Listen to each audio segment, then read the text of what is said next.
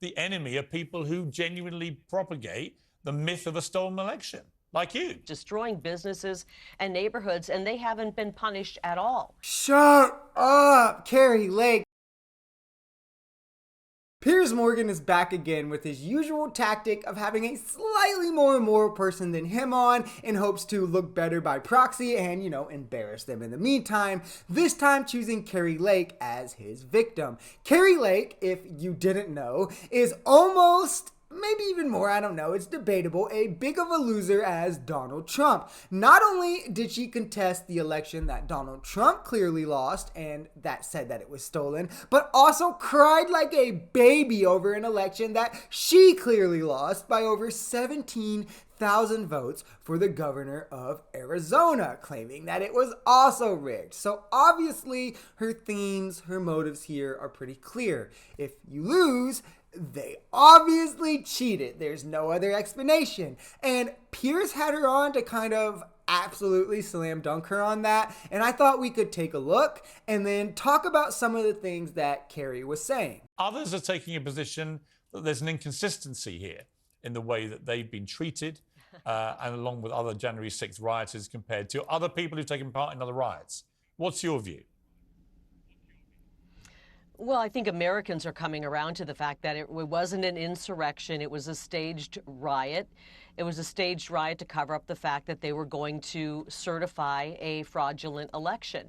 And here we're taking all of these people, many of them did nothing wrong, sentencing them to long sentences in the D.C. gulag, while we remember the Summer of Love, as they called it, in 2020, when we had BLM rioters and Antifa rioters literally burning down churches, torching cop cars, beating people up on the streets, destroying businesses and neighborhoods, and they haven't been punished at all. Okay, I'm going to push back on the BLM stuff because obviously Piers Morgan isn't going to. But first off, no single poll shows a majority of Americans thinking the election was actually stolen.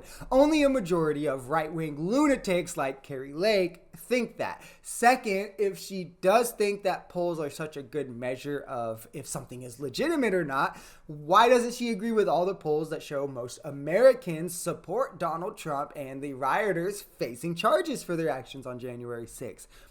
I wonder why not. I bet in that instance she would say, oh, the polls are biased, even though the only poll she could possibly state for her defense would be heavily Republican skewed polls that was taken among conservatives. And then secondly, conflating the president inciting people together on January 6th and then even if he had the purest intentions in doing so, which he clearly did not with the language he was using at the time, but when those people he incited turned violent and decided to storm the nation's capital, him just sitting back and then now choosing to not say anything, not do anything, not even attempting to stop the group that he incited, to conflate those kinds of actions with BLM having what was largely protests and in some instances mostly in responses to unjust police killings, yes, riots, those of which, by the way, took part in those did receive harsh legal treatment. So what she's trying to say here is not even kind of true. And guess what? When court records were pulled of those doing the rioting in the BLM riots, rather than peacefully protesting, the people actually charged were overwhelmingly people on the right, not people on the left. So I think that goes to show who was taking part in these kinds of things. Let's continue, though, to where Piers kind of does give her a little bit more pushback. The truth is that thousands of people descended on the Capitol as a howling, aggressive, and it turned out very violent, in some cases, mob.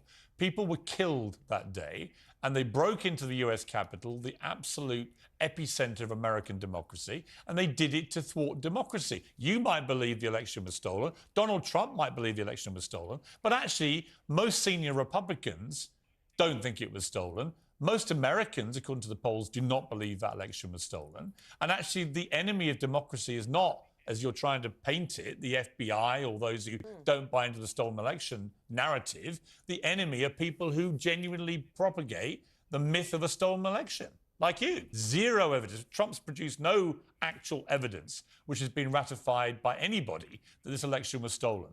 If it had been Democrats doing this, I can absolutely bet my house that you would have come on this show and argued the complete opposite.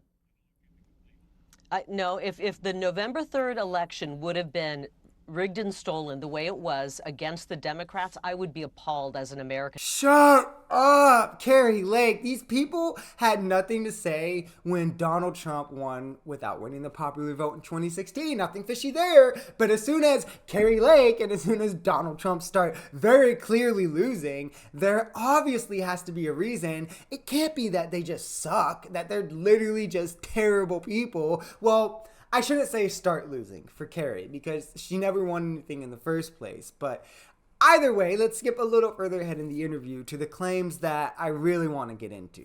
I don't think you follow election integrity, Kari. I think what you want to do, like Donald Trump, you want to fuel a sense that every time you guys lose a fair election, it's unfair and rigged and stolen. And every time you win, it's the purest example of efficient working democracy imaginable. That's really what it boils down to. When Trump won in 2016, it was, of course, a fair election. Suddenly, when he lost, it's unfair. Well, I will tell you this, because you just asked, you said President Trump needs to convince people why he should win again, why they should vote for him. And he's doing a great job of doing that. He's putting his agenda out. It's called Agenda 47. Okay, so Agenda 47. If you haven't heard of this yet, it's fine. Donald Trump spends more time talking about revenge on the Democrats and whining about his charges than actual ways to help America. So it's expected you haven't heard of this. But he has released a sad attempt of a presidential agenda. It is important to remember his last presidential agenda in 2016, he literally did none of those things he promised. Where's the wall? Where's the replacement for Obamacare? But, I digress. It comes in a form of awkward videos. People who see his Truth Social meltdowns will be used to them. But instead today, we're going to look at the transcripts. I will save you the awkward injustice that is his voice, his face, and everything to do with the videos. The first thing I want to touch on is how prevalent his hatred is for this Marxism that doesn't exist in the government. This is him making up a villain that he can round his supporters up to attack that doesn't really exist because he doesn't have any attacks on his actual opponents. Again, I would challenge him to name a single Marxist that is in the government because he could not. I highly doubt he could even truly describe what Marxism is. I digress, though. If we look into some of these deeper, this is the school one, you can see the issue that remains constant. They're just riddled with attacks, but no solutions. Here he calls the accreditors Marxists and says he'll replace them, but shows no means of how he'll do so or gives any names to suggest. He goes on to say he's pretty much going to do the DeSantis thing, but nationwide, right? Whitewash racism in curriculum and further beat down any affirmative action grants or scholarships so oppressed groups have even harder chances of climbing out of poverty. So that's obviously pretty disgusting. But if we move on, what about when he does the blatant transphobe thing by misrepresenting gender affirming care for children as genital mutilation? Yay. Even though no child is having any genital surgeries again, and didn't he support children pageants? That's pretty fucked up. Isn't that kids like changing their bodies for literal adult weird shit? I don't know. I digress. That's for Trump and God to deal with, I guess. I have a video breaking down exactly what gender affirming care for the youth actually looks like for like all the different ages. If you haven't seen that, or if you're not aware of what gender affirming care for children actually looks like, I would urge you to check that out or read up on your own right. It's something you should be educated on so these lies can't get spewed. But if we look into this, right, number 2 clearly states his intention to remove this for all ages. So even adults, he just wants to, in Michael Knowles' words, probably eradicate this. And it's like, ow, right? This is just excluding people. He's just trying to target whatever oppressed group of people he can get the most of the majority behind him in doing so. This is fascism, fascist behavior right here that he tries to pin on other people in the government. Kind of weird if you ask me. He goes on to spew more falsehoods about this to, feed the negative, but what about him saying that he would declare war on the cartels, effectively invading Mexico to kill them, and if it leads to war, then it's war, brother. So, that's pretty metal if you ask me. Or how cute is it that one of his things is how he plans to celebrate 250 years of America rather than address the real issues, the 500,000 homeless, the people dying without health care that he said he would replace but never did. What about all of these things? Or I saved the funniest one for last because here he is doubling down on the need to protect Medicare and protect Social Security, something he also swore to do in 2016 before instantly turning around and trying to cut Social Security. I cannot make these things up. It couldn't be any better if I wrote it myself. You'd have to remember, this is someone who said he'd build a wall and Mexico would pay. Mexico did not pay, and he only built 50 miles of that wall. He said he would destroy Obamacare and build something beautiful. When did that happen? He got millions of people off ACA. It literally directly correlated with a spike in Medicare spending and never rolled out a replacement, effectively leaving 7 million people on their own in the shark-infested pool that is our private healthcare market. Let's be honest about that. It's important to remember when you read his agenda that this is a man with no experience who makes promises he knows he can't keep. He allows his ego to precede his inexperience. So on that note, I thought it would be interesting to look at all the different Trump broken promises because Lord knows there's plenty of them. Obviously, he's notorious for saying it would go away without a vaccine. Something that did not happen, not even close. He said he would repeal the Affordable Care Act, like I was touching on, encourage people not to sign up for it. And since he had taken office, 7 million Americans had lost their health insurance, had came off ACA, and he never rolled out any sort of a replacement for that. He said that he would cut our taxes, which he gave us a temporary tax cut to keep us, fined, and so people want an outrage in the moment. And he said that super rich people like him would pay more. Well, by 2027, the richest 1% will have received 83% of the Trump tax cut. The richest 0.1%, 60% of it. And more than half of all Americans will have an increase in taxes. This is obviously now reversed, but this is what his tax plan set us up for. He said that in doing so and in cutting corporate taxes, that these corporations would use their tax cuts to invest back into American workers. If you watch the video I just dropped about this actually the other day, you'll see that business investment that from the point where he passed his tax cuts actually was lower when he left office. So another thing he straight up lied to you about. He said that he would boost economic growth by 4% a year. Not even close. The economy stalled. This was before COVID even too. Unemployment soared to the highest level since Great Depression. A lot of that did have to do with COVID. He said blatantly he wouldn't cut Social Security like every other Republican. Obviously, I touched on it in the last clip that he wanted to cut billions to Social Security and Medicare and Medicaid. He promised to be the voice of American workers. He was not. Joe Biden has been way more pro-union than him. He was very much against unions, did not back strikes. He repealed overtime protections, rolled back workplace safety rules, and he turned a blind eye to the ways that corporations take part in wage theft from their employers.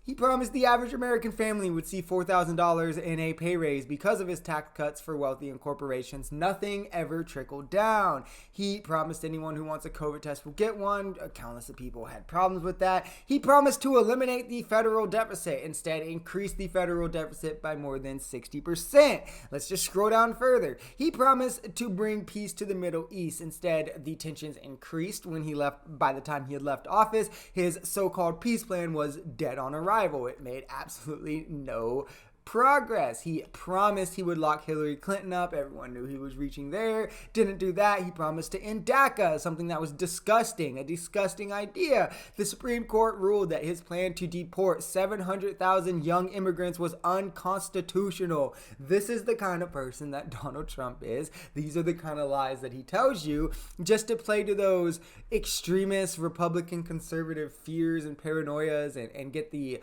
biggest right-wing lunatics to follow him. He promised to bring an end to Kim Jong-un's nuclear program. It has expanded under his presidency. These are just multiple lies. The list goes on and on and on. After pulling out of the Paris Climate Accord, he said he'd negotiate a better deal on the environment. He stripped away more environmental protections after that and had not even attempted to negotiate another deal. Promised to bring troops back from Afghanistan. Now, he says, obviously, when he left office, that we would always have troops there, and he tries to tear Joe Biden up for the way that he pulled troops out of office. These are just a couple of notable ways that this man is a fraud. Do not let him lie to you. And anyone who likes Trump literally just enjoys the confidence and bravado in which he shits on people, to put it blankly. If you enjoyed this video, we are Social Society. We're a commentary channel influenced by politics, society, and the economy. We also get a touch bit philosophical at times and like to talk about the psychology of things. We're pretty left-leaning on this channel, but we are open to our right-wingers as well. The biggest thing here is having conversations that get everyone to the bottom of the truth. If that sounds like something that could interest you, consider smashing that subscribe button, leaving us a like, or even commenting on this video, because the only way we become a society is together. Peace.